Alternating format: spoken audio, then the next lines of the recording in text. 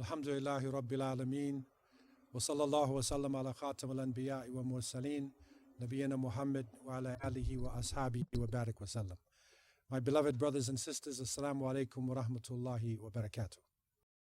Does that sound loud enough?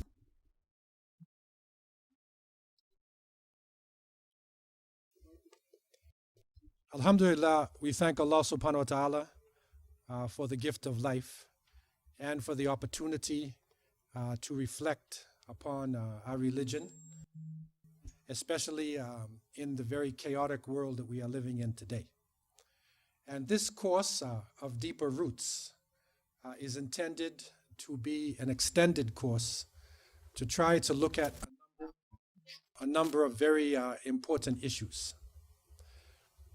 The first issue is to really give another look at Islam in the West, especially in the Americas, and to give you an in-depth understanding of the history of Islam in this part of the world, going back before Christopher Columbus up until the present. And this will lead us also into a type of reflection on the present day situation that we are in and some of the things that we can do to come out of it. The second issue is to really begin to unravel knowledge. We are living in a time period where people have the ability to collect information and to send it around the planet simultaneously. This is a strange time period if you connect it to other time periods in the history of humanity. And it is important for intelligent people, for students of knowledge, especially for Muslims in these times, to have a type of basira, and that is a type of insight into affairs that are going on. That we don't just look at things from the outside, but we try to understand issues from all sides. We don't just function in the present, but we look at the past as a door to the present, which will lead us toward the future. And so people who do not know their past cannot really find their place properly in the present. And by not being able to find your place in the present, if you're confused about yourself in the present, then you can't project properly for the future. So the issue of past, present, and future is one that we want to connect together. Because for Allah subhanahu wa ta'ala, the past, the present, and the future are the same. It's the same. We are the ones who are moving through time. And what we have recognized is that, as the old saying goes, there's nothing new under the sun. And many of the issues that are happening today have already happened to people before. And so, when we look at the book of Allah subhanahu wa ta'ala, we recognize that 1/3 of the Quran is qasas. 1/3 of the Quran are stories, parables, the stories of the great ones, the stories of the anbiya, the prophets, the stories of the nations who came before, the story of creation. And these stories are not given to us only to enjoy ourselves as entertainment, but it is given for guidance, gems of wisdom. And Allah Azza wa Jal tells us in Surah Yusuf, لَقَدْ كَانَ فِي قَصَصِهِمْ إِبْرَةٌ لِأُولِي الْأَلْبَابِ, that in their stories are lessons for those who would reflect, ulul albab. So we want to be ulul albab, the people who are blessed with this ability to reflect, to not just react to situations, but to be able to reflect on what is going on in the world. And so Muslims came to America before Columbus. At the end of last year, the president of Turkey, Tayyip Erdogan, he made a statement that Muslims had landed in America and discovered America or were here long before Columbus. The world went up. The intellectual world, they attacked him. The media attacked him. How dare you say that somebody was here before Columbus? How dare you attack the history? And so what he had done, it was not a strange thing, and even in historical circles, people have differing opinions. But what he did was he struck a sensitive nerve. He struck a sensitive nerve. He was dealing with, or he opened up one of the holy grails. He went into a dangerous area by challenging what is known as the popular wisdom and understanding of the world. What really is happening is that there is a struggle going on, a battle for the hearts and the minds.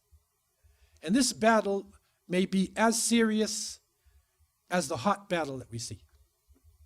And the situation now in France, as many of you are aware of what is going on with the cartoonists and with the struggle that is going on, the big issue now is freedom of speech. The big issue is knowledge, sensitivity. What is important for people? What are the limits of knowledge? And this is rocking intellectuals all over the world. This is a serious issue because the people of the world are now questioning the information that has come to them. Prophet Muhammad ﷺ did not speak from himself. He was blessed with knowledge from above 7 heavens. And an authentic hadith reported by Abu Huraira radiallahu anh, the Prophet, peace and blessings be upon him, was reported to have said,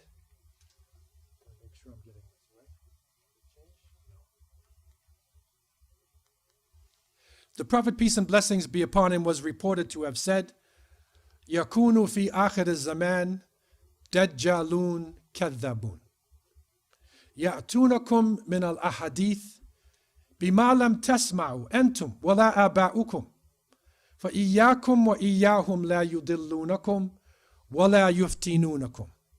The Prophet, peace be upon him, in an authentic tradition, has informed us, there will come at the end of time false prophets, great liars, who will come to you with a type of speech that neither you nor your fathers have ever heard of. Beware that they take you astray or put you into a great trial and tribulation. Okay. Didn't change it. No. So the Prophet ﷺ, again, with this prophetic knowledge, it's not changing. The Prophet ﷺ, with this prophetic knowledge, is telling us there will come near the end of time great liars. He said, Dajjalun Kadhabun. And the Dajjalun is like the plural for Dajjal, the Antichrist. So these Dajjalun, it's not the Antichrist himself, but it will be to the point of being almost having Christ-like powers over people's minds. They are Dajjalun. And one of the most dangerous parts of the fitna of Dajjal, may Allah protect us from it, is his ability to deceive, deception. And so the Prophet, peace be upon him, said, Dajjalun Kadhabun. And Kadhabun is the plural of Kadhab. And the Kadhab, if you say Kadhib, is a liar. But if you put the shadda on in Arabic, Kadhab, that means a great liar. So these liars will have an unbelievable ability. But what is interesting about this tradition is the Prophet ﷺ is saying they will come to you with a type of speech that neither you nor your fathers have ever heard of before. You never heard of this before. And now we look at the past 30 years, digital technology. We see the change that humanity has gone through just in a few decades. It's like a few centuries in terms of the ability to pass off information, to communicate. I can pick up a cell phone now and I can talk to somebody in China. This type of information in the past was only reserved for people who are in the head of military complex, or maybe James Bond or somebody like that.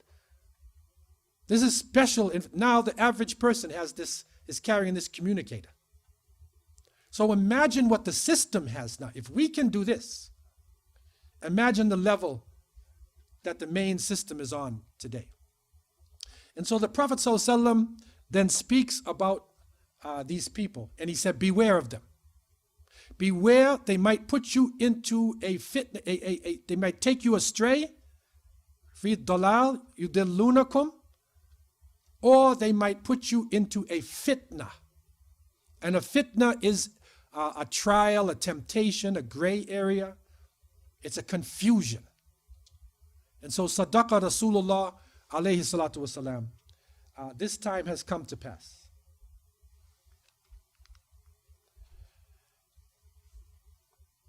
When we look at the 20th century, we see that there were a number of, in the 21st century, a number of issues and people come up. Very interestingly, the Nazi propaganda system, Goebbels, Dr. Paul Joseph Goebbels, was the master of this system. And he had developed a type of propaganda never seen before.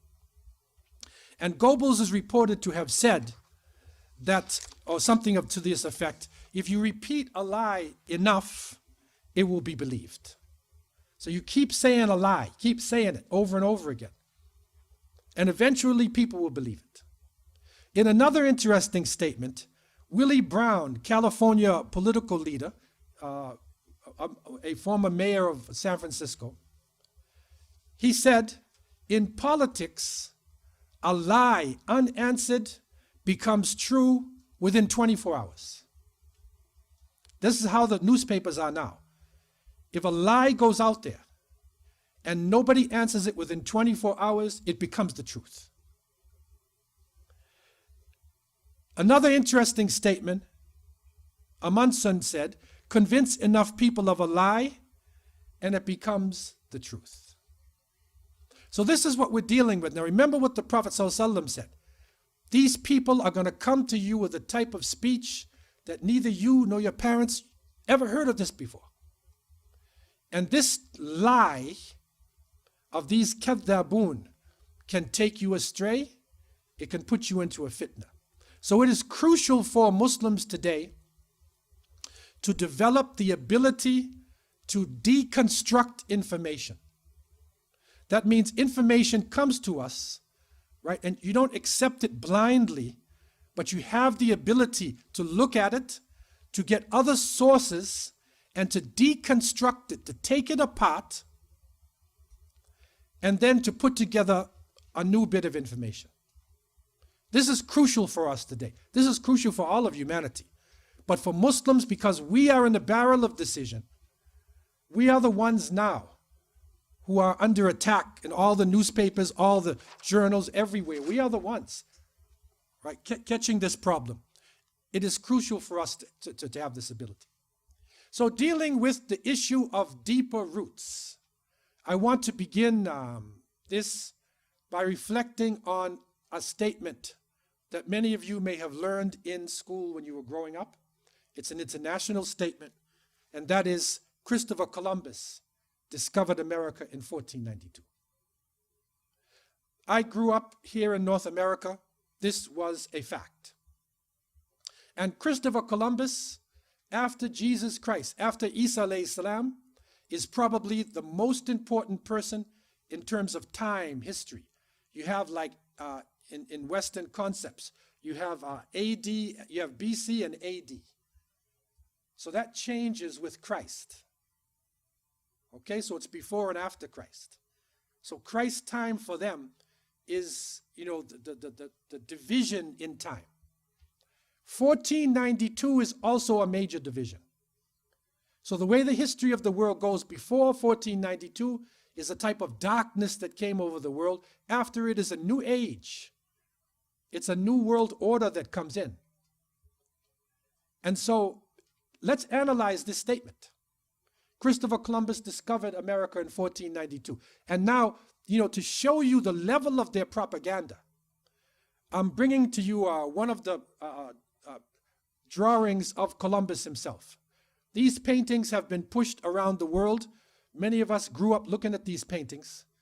Okay, and in this picture here, I want you to analyze this. This is how propaganda goes. It doesn't take this form now so much. Now we have handheld devices. See, they have reached, digital technology has taken to another stage, because they can take what used to be just a drawing and they bring it alive and make it seem like it's real. And so the world, especially the younger generation, lives by this. Okay, but this picture in itself, where Columbus, he's landing on the islands of the Caribbean, somewhere in the Bahamas, San Salvador. He's landing there in 1492. And this is one of the drawings of Columbus. Now, the person who's in the middle of the picture, the one in the middle of the picture right there, see, that's Columbus. You see right there? That's Columbus in the picture. Now, can anybody tell me anything about this picture? Can you see the picture all right? Okay, try to focus on this picture and tell me something that you see inside of this picture. This is Columbus landing on the island. What do you see about this picture? Can anybody, can you turn this around a little bit, brother? Just turn it slightly for the sisters. Okay, anybody can say anything about this picture? What do you see in the picture? Yeah, it's tropical, okay, so he's landing in the tropics. What else? Say that? Yeah, there are people who are there, right? There are people who are already there. Okay, now, what do you see? Okay, look at the position of Columbus in the picture. Right, Columbus is the highest individual, you see? He's the highest individual. Keep it, yes, slightly so I can see it myself. Yeah. He's the highest individual. Can everybody see okay? Just come over. He's the highest individual. And you see the pose that Columbus is in? This is what they call in movie making a hero stance. You see, it's like authority. It's almost like a Christ-like stance. And it's almost like he's coming down on them. You see? This is what propaganda is. What else do you see about Columbus and the people who are there? Can anybody notice anything? Right. What about the women on the right? I mean, all of them are light-skinned. But if you look at them close, these here, I'll give you a hint. All the people down here are natives. Right, they are the natives. The people next to him are the Spanish. Right. Now, try to get critical analysis. Right. I want to try to develop in you the ability to analyze things. Okay, and this is how it begins. Because you need this ability before you go into the subject of Muslims in America before Columbus. Otherwise, you think it's rubbish. You won't even believe me. You have to be able to, okay. The people here, the natives, are bowing down. Now, one of the natives here, on the left side, you see, he has a spear. He's a warrior. And he's a warrior who is bowing like this. When a warrior bows like that, it is submission. So he has surrendered. Anything else you can see? Can you see some of the women in the picture? Can you notice anything? You can raise your hand also and mention if you see something. Any brothers, anything else? Something is given by the soldier to the woman. Right. Okay, this one here? Yeah. All right, this person here, what is he doing? He's giving something. He is receiving, the person is, he's a gold collector. He's a banker. Okay, because Columbus was looking for gold. So this is your banker right here, collecting the gold. Okay, the one that's below. What else do you see in the picture? Next to the warrior, this is a very, very, very important pose that this woman is in.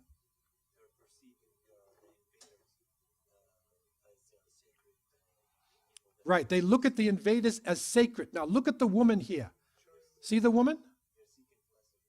You see, that woman is holding her baby up, like giving her baby over to Columbus. And when you give your child over to somebody, that's it. There's nothing more than this. So the warrior has submitted. The mother is giving up her child. The other people are giving gold. And the banker is collecting the gold. Now look at Columbus. Look at on the right and the left of Columbus. Who do you have on the right and the left of Columbus? Can you see? Right. On his right shoulder is a priest. See the monk? So that's religion. He's bringing religion on one side. And what is on his other side? On the other side is a warrior. Special forces. Right? These are the black ops. Conquistadors. That's what they say in Spanish. The conquistadors, the conquerors. He's in full armor. The native people here, very simply dressed. This man here is in full armor. He has a bulletproof vest. In those days, it would be an arrow-proof vest. He's got a weapon. He is ready for harsh warfare.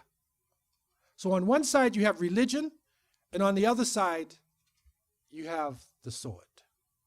So this is a very descriptive picture about Columbus.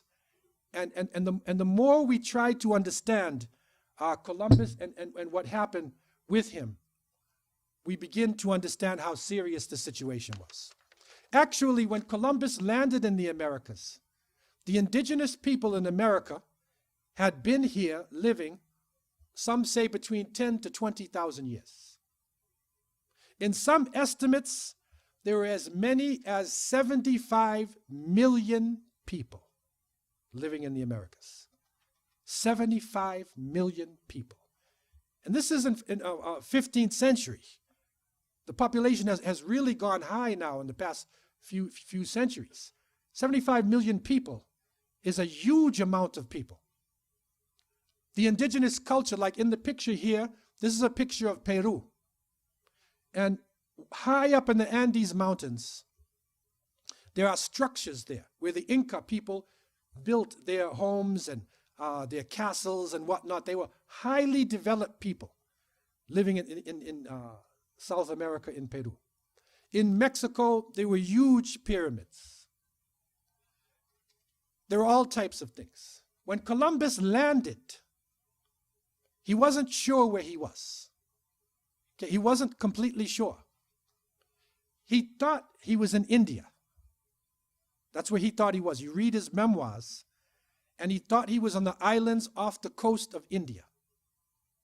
And that he would go inside and meet the Mughal ruler and try to benefit from the riches in India itself. So he didn't really know actually where he was, and so he called the people Indians. And that name sticks up until today. That sticks. Even in America, they try to say Cleveland Indians. Right? But they're not Indians. This is not India. Right? So that is a lie in itself that is actually stuck onto the people up until today. When Columbus went back to Spain, he could not actually describe properly where he had been because he wasn't actually sure. He knew that he ran into some land, so he spoke to the king and queen of Spain, Castile and Aragon. Give me the wealth and outfit me so I can go back and make another journey. So he made another journey back to the Americas to look around on the islands. And you'll find a few journeys that Columbus made. He took some slaves, but what he found was gold. And in Columbus's world, he said words, gold is the most precious thing. Gold gives life. Gold can even take you to heaven. That's the way they thought about gold. And so in their minds, they had now opened up a territory that would give them gold, that would give them property, that would give them wealth, that would give them the ability, to reach heights. But the statement said Christopher Columbus discovered America. Now, my question was, as a young student, and this is a question that I went to Kenya, I went to Hong Kong, China, different places, and I said, Who discovered America? I got a big crowd. They said Christopher Columbus. I said, when? They said 1492. My question is, can you discover a place when the people are already living there? You understand this? If I say Abdullah Hakim discovered Abu Huraira in 2014, because the first time I came to the masjid, does that mean it didn't exist? No. That is a type of control. It's mind control. You see, it's a type of twisting of information, right? That distorts it. The reality was that Columbus was lost and his son made it to the mainland. His son Ferdinand made it to Central America, and in Mexico he found huge pyramids. Now, look, adjust your eyes and look at this pyramid. You see where I'm pointing here? You see those? That's a person there. These are people. You see the size of this pyramid? That pyramid, you can see the people there. That pyramid rivals the pyramids of Egypt. So you are dealing with a highly advanced civilization. And so he didn't discover America. And if I had a chance to rewrite the books, and this is the way we have to look at it, this is what I would say. I would say Christopher Columbus was discovered in 1492. See the difference between the two? He was discovered because he was lost. And literally, if you go back to your history books and you start to really check the information, especially this period of time, you have one named Balboa. They said he discovered the Pacific. They say Vasco da Gama discovered the way around the Cape of Good Hope. Reality was there was a Omani sailor who led him around. His name was Ahmed bin Majid. Right? If you really know the history, the Portuguese did not know their way around. People took them around. But then they say we discovered it because they reached there. And so this is the first body of information. This is the first statement that I want you to try to think about. You see? This is educational imperialism. This is forcing a lie upon people. Remember what Goebbels said. If you say a lie enough times, it will become the truth. So if you say he discovered America, that means in our minds nobody was living in America. There was nobody. There were animals, monkeys and chickens and pigs. Nobody living here. But 75 million people are living here with vast civilizations, with high organization. Even recently, the Mayan map, just in 2012, they said the Mayans had predicted the world was going to end. You remember that when they said the Mayans in December 12th, right? That's the Mayan calendar. The Mayan calendar, their abilities rivaled the ancient Egyptians. So this is part of the change that we have to go through in order to adjust our minds. Now, the basis of this change is a concept which you could call Eurocentrism. And Eurocentrism is centering your mind in Europe. This is part of the brainwashing that we have gone through. So Eurocentrism, for instance, would make we perceive ourselves like time, right? In terms of time, we perceive time based upon Greenwich Mean Time. So the times of the world are based upon that. And I went to London, and Greenwich is just a little building. It's just a little section of London. That's Greenwich Mean Time. But that's the center of the world. Now today, people will say there's trouble in the Middle East. My question is, middle from where? Then they say, no, there's more trouble in the Far East. Okay, where is the Far East? Does anybody know? If I say the Far East to you, what does that mean? Indonesia, China, Japan, right? Those areas. If you live in China, is that the Far East? No, it's the center of the world, right? But it's far from London. So Eurocentrism is that you center your mind, you don't even realize what you're doing. But the way you're calculating the way you're navigating, the way you're thinking, your value system, what you think is beautiful, what you think is ugly, what you think is progressive, what you think is backward, is all influenced by Eurocentrism. And in order to come out of Eurocentrism, we have to free our minds. And this is a really crucial exercise for all Muslims to go through. Because you can think that you're free physically, you're not a slave. But if your mind is controlled, then you're still a slave. Because your mind will carry out things that even your body might refuse to do. So what is this Eurocentrism? Think about the world. Normally they say the developed countries are in the north and the underdeveloped countries are in the south, right? That's how they set it up. They even say third world countries. So you have third world. Where's the third world? That's in the south. The first world is in the north, right? Second world is like the communist countries, whatever. But the third world, if you look at the history of the world, you will see that the ancient civilizations started on the Nile River, in the Tigris-Euphrates region, right? On the main rivers in the southern parts. It was Europe that actually became civilized after the other countries. So if you look at history, civilization did not go from north-south. It actually went from south-north.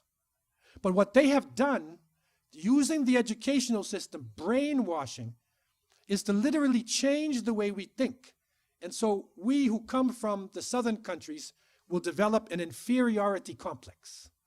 We think that we're backward, we can't do it. There's something wrong with us.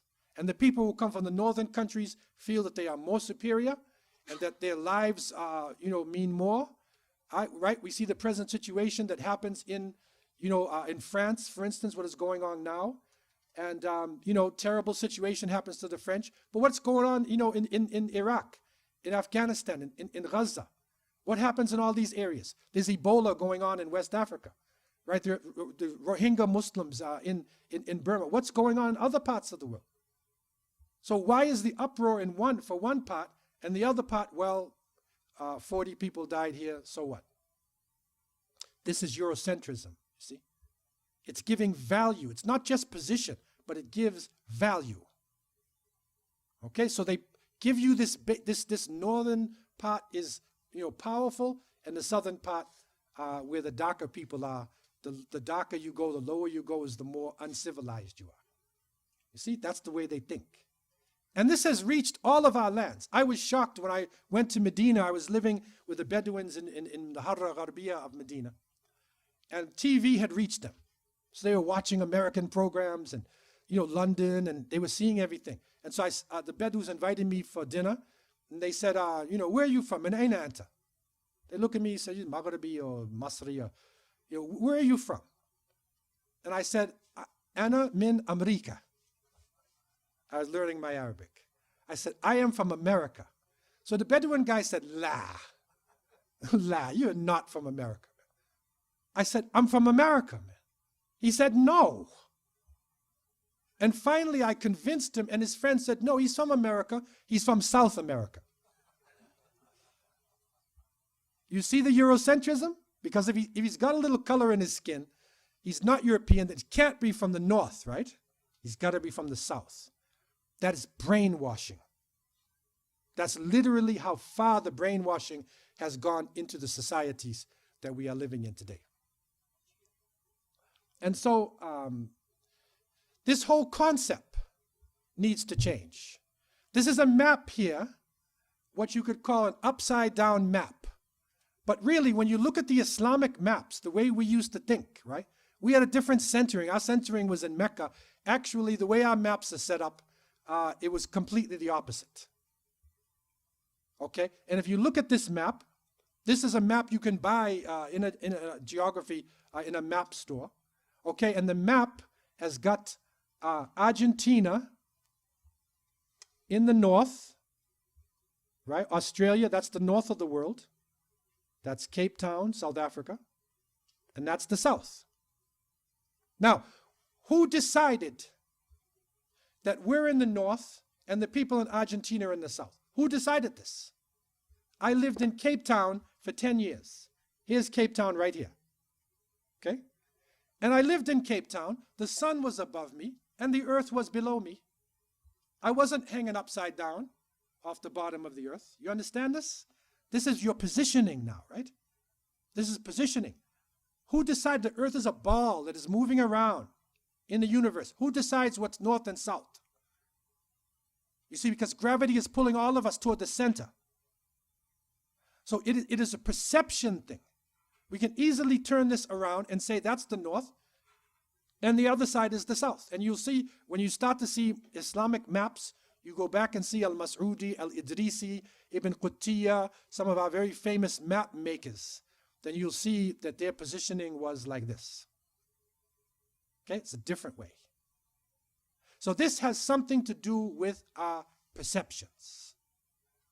And our perceptions have to begin to change in order to make sense of where we really are.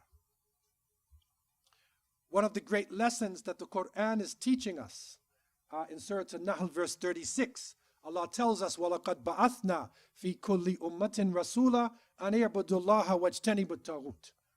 Right? And certainly we sent into every nation a messenger that they worship Allah and stay away from false deities.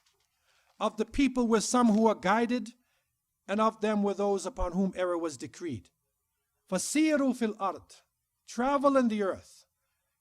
See what was the end of those who denied truth. سِيرُوا فِي الْأَرْضِ فَانْظُرُوا كَيْفَ كَانَ عَاقِبَةُ الْمُكَذِّبِينَ. Travel in the earth. So Allah said, we have sent messengers to every nation. Every nation. That means prophets came to China, prophets came to India, prophets came to Southeast Asia, prophets came to Africa, to Europe, to the Americas. Every nation at some point. 25 mentioned in the Quran, these are specially chosen prophets. But that the brotherhood of Nubuwwah is something which is not restricted to any particular race or any particular group. And this is the way Muslims think. When we center ourselves properly and start to look at the human race, right, then our vision broadens. If you get caught in tribalism or you centering yourself with your people, you have a narrow outlook. So the broader we are able to open our eyes is the more we are coming closer to the Islamic message. And so I would say, because people use this centering term, we're not Eurocentric or Afrocentric, centering in Africa, or Indocentric. We are Mecca-centric. We center ourselves in Mecca with the prophets, right? And this is the way the great history books, Ibn al-Kathir, Ibn al-Athir, you go to the great historians and you will see this is how the books are set up. That's the way we think. And this changing of perceptions, the more you get into this, is the more you are able to have the type of basira to understand in a more objective way what is happening in the world today and not get caught up in some of the confusion that is being propagated to us. So I would say, we don't want his story. You get this? Not history, his story. We want our story. See the difference in those two words? History is his story, the way it's taught to us. What we want is our story. That's a completely different way of looking at things. And if we have this concept in our mind, then we can begin to look at this issue.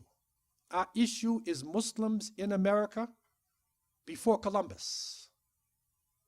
I'm going to show you, I'm going to prove to you how Muslims reached this part of the world long before Columbus. Now that's something which challenges all of your history courses.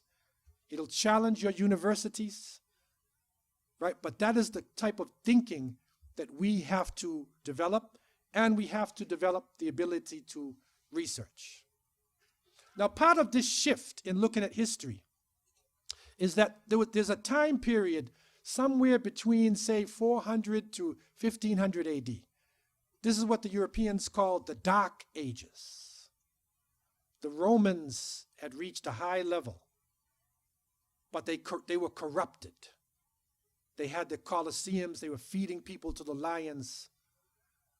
They were brutally enslaving people and conquering.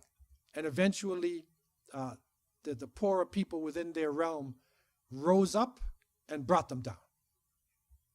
When the Romans fell, the lights, in a sense, went out in Europe. And what took over was a strange type of society where the knowledge was controlled by monks in monasteries. And people were not allowed to go into science. It was a really strange period of time. And so this is what you'll see in history books as the Dark Ages. But again, that's Eurocentrism, right? If you're looking at Europe, it was dark in some parts of Europe. But if you look at the rest of the world, civilization was rising. And for the Muslims, this time period is what we could call the golden age of Islam, especially between 622 and 1492. I'm just using these arbitrary figures approximately. During that time, it was an age of progress, great progress for Muslims. Amazing things were happening. And some of this history was actually in Europe itself, because Al-Andalus, which was a very powerful section of the Muslim world, was in Spain and Portugal. And it was the Spanish people themselves who eventually accepted Islam, and along with the other Muslims who had migrated there, developed an amazing society. So this is the golden age of Islam. It is during this time period, with the Prophet ﷺ sending people out. You remember that final sermon, that Arafat sermon, the Prophet ﷺ said, when he gave them the knowledge, he said, those who are present, take this message to all those who are absent. Which meant he entrusted his companions to take this to the rest of the world. And you'll find that the majority of the companions of the Prophet ﷺ actually died outside of Hijaz. The majority, they did not stay home. They traveled. Some of them even reached as far as China. It was an unbelievable amount of progress that they made within this time period. Actually, what you can say is that within the first 100 years of Islam, Islam reached way up north in the Caucasus regions of Russia, deep south on the Swahili coast of East Africa, all the way to the Atlantic Ocean. Uqba ibn Nafi', rahimahullah, the great tabi'at, rode his horse right into the Atlantic and looked across. He said, if there was land, if I knew there was land, I'll take this message. They went all the way west. And then east, they went all the way to China in 100 years. No empire, no conqueror, nobody in history has ever done anything like this. And it was not a large army of people. There was not hundreds and thousands of soldiers. They crossed barriers of culture. They crossed barriers of language, all types of environments. It was an amazing achievement that happened during that time. And one of the keys to the achievement done by the Muslims was the concept of a tawheed. Now, normally we know tawheed in an aqidah sense. Wahada yuwahidu, make things one, unite, right? Monotheism, the belief in one God. Okay, so that's how we use it, but there's other aspects of tawheed. There is also tawheed of humanity. So what Muslims were bringing is that all human beings are part of the same family. We are different climates we live in, but we're actually cousins. We're not from different planets. There is no superior amongst the Arabs or the non-Arabs, or the white or the black, right? The superiority is taqwa. That's a whole different concept. It's like a tawheed, right? You are now breaking down class differences, breaking down racial differences, and saying we're all part of the same family. And if one is going to prove to be superior to the other, then that person will do it through the taqwa that they have and through their right action. Third part of Tawheed is a type of Tawheed of knowledge. And that is where the sacred knowledge is connected to the secular knowledge. We don't separate the two. In Europe, they separated it. So you have sacred knowledge when you talk about God, and you have secular when you talk about science. For us, all knowledge comes from Allah subhanahu wa ta'ala. Some is direct revelation that we get through the wahi. Others is what we collect in the world and we test it to make sure we're correct, continue to make sure that is our scientific way of going about things. So this is the concept of Tawheed, which was the basis of this amazing spread that happened. We're going to take a break now for Salah, and then we will continue on in the journey of Muslims, how Islam spread, what were the great achievements that the Muslims made, and what was the great legacy that they left. Wabillahi tawfiq, wassalamu alaikum wa rahmatullahi wa barakatuh.